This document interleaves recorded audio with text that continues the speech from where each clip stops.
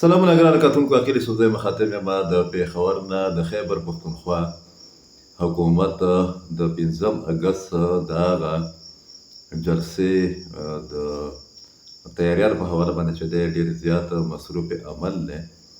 کوم چې دوی د خپل باني د رهایي دپاره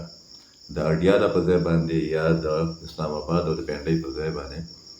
په خپل ښار صوبایي دارالحکومت پېښور کې منعقد کوي. معتبر صحافیان دا وایي چې په دغه حواله باندې د تېرو ورځو نه مختلف میټینګ روان دي او په هغه میټینګز کې د صوبایي حکومت د خزانې نه یا د وسایلو نه په ډېره غټه پیمانه کې چې د کوم دي هغه فنډز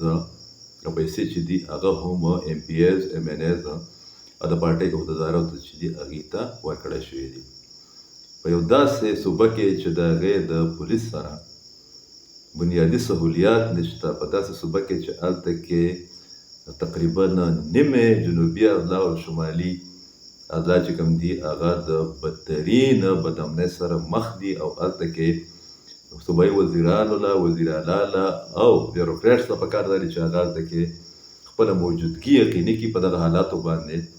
قابو راولي. هغه حکومت او د هغې چارواکي چې دي سره د وزیر اعلی هغه د 5 اګست د یو پاور شو چې دی د هغې په تیاری کې مصروف دي. نه صرف دا چې تیاری کوي بلکې د هغې دپاره د دغه جنګ زده صوبې وسایل چې دي هغه هم استعمالوي. به هر حال بل طرف ته چې د سیکورټي فورسز کوم کاروایانې دي هغه جاري دي په ډي خان کې او په ټانک کې او په بنو کې مختلفو علاقو کې. نه صرف دا چې سرچ اپریشنز چې کوم دي هغه وشو، هلته کې مختلفه اپریشنز چې کوم دي هغه وکړی شو. په تېره هفته کې په شمالي او جنوبي وزیرستان کې دغه رنګې حملې هم وشوې په مختلفو علاقو کې. خو صوبایي حکومت او د هغې وزیران او نامنهاد عوامي نمایندګان د شهداو د فاتحه خانۍ نه او د هغې د جنازو نه چې دی لا تعلقه پاتې شوي دي او نه چې دي هلته کې چا دا تکلیف ګواره کړی دی چې هغې لاړ شي او هلته کې د خلکو سره د متاثرینو سره اظهار همدردي وکړي. دغه رنګې تېره ورځ د خیبر پښتونخوا متعلقه چې کوم د قانون اداره د هغې